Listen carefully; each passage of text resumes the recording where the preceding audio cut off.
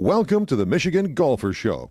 Join us each week as we explore the people, the places, and the events that shape our great game.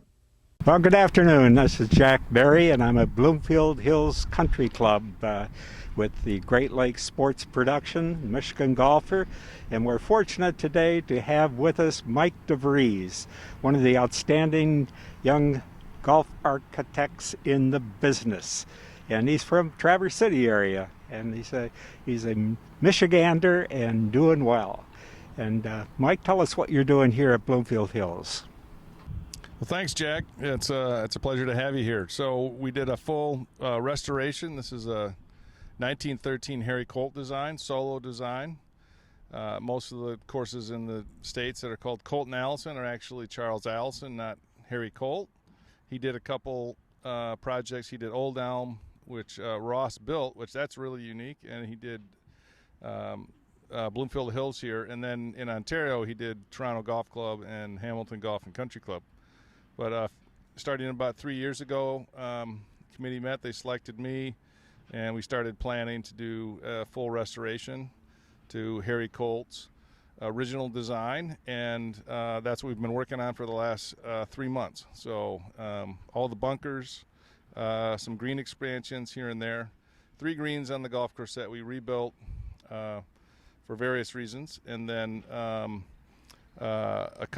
expansion of the practice range, and in combination with that, we did a joint 1 and 18 fairway. We slid number 1 over to give more room for the range, and then that was not original, but he did that in a number of places in England where he had a joint fairway, one going away and one coming back towards the clubhouse. And so we incorporated that, and it's a really dynamic look. Well, you have a great look here from the clubhouse looking out of the golf course now. It's just magic.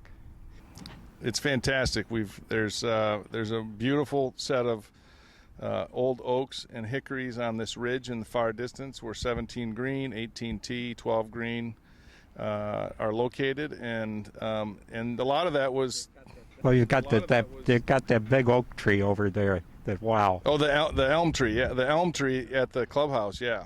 And so a lot of the big trees were sort of obscured by newer plantings, well-intentioned but maybe not correct. And so we've adjusted that, and now we have this big open rolling landscape and lots of good options for golfers.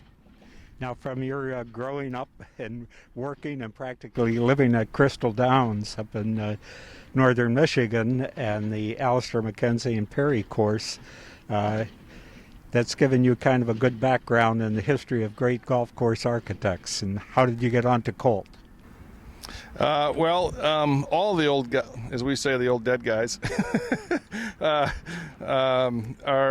they're all worthy of study. So yeah, I was very fortunate to be at Crystal Downs and to be able to study that. Growing up, working on the golf course, playing it and things throughout my childhood, and worked on the golf course on the grounds crew through college.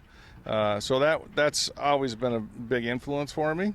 But Harry Colt, Tillinghast, Rayner, all the old greats. I've worked on a number of their courses in the New York area, Rayner course, a Ross course, Devereaux Emmett course. So all of those are really, really awesome things to study. And my partner in the Netherlands, Frank Pont, he's a really like the Colt expert. He's kind of the guy that. Tell the folks a little bit about Frank Pont. I looked him up and I was astounded. He was over from the Philippines. Was he born over there? And his father was in. Yeah. He's Dutch, but his father traveled a lot for business. So his first language actually was English, and then he eventually went back to the Netherlands, grew up there, and was a civil engineer. Worked in the North Sea, and then went to the University of Chicago, got his master's in business administration from there, and then worked in the mergers and acquisitions industry in London for a number of years, and then kind of midlife said, I want to do something creative, and this isn't. And he took a program that was at Heriot Watt in Scotland that had a golf architecture program that they did, and so He studied that. He grew up on Eindhoven, which is an old Harry Colt design just outside of Amsterdam. And so he had a particular interest in Harry Colt stuff and started studying his work, Tom Simpson's, Pennick's, and sort of became, the expert with that, and works with 25 or 30 different, Colt designs over time. So it was really appropriate here when Bloomfield Hills started talking to me. I brought Frank in, and Frank was involved and was really helpful with this project. Well, I have found out in my years that you need some help as you get older, and that's happening in golf courses too. It's so many courses nowadays that need some help because everything grows so much, and people take it for granted that wasn't the way the course was when it was designed. Yeah. And, so Frank and I we've been collaborating on projects for about 5 years, and a year ago, Mike Clayton, who's an Australian that we both know, was a former European Tour player and a designer for the last 25 years.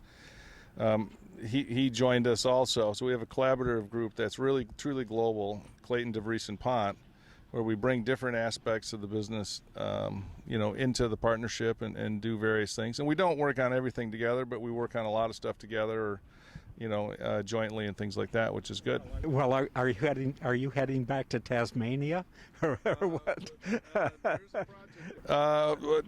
There's a project there, but not to be announced yet. But and COVID, we got some issues there with travel and quarantine, so we're kind of waiting. But that, hopefully, yes. Well, we can't leave this without me giving a boost to two of my favorite Mike DeVries golf courses in the state, Grey Walls in the Upper Peninsula. I love it. And the Kingsley Club, which continues to draw raves from people across the country at Kingsley near Traverse City. Thank you. Yeah, it's a lot of fun.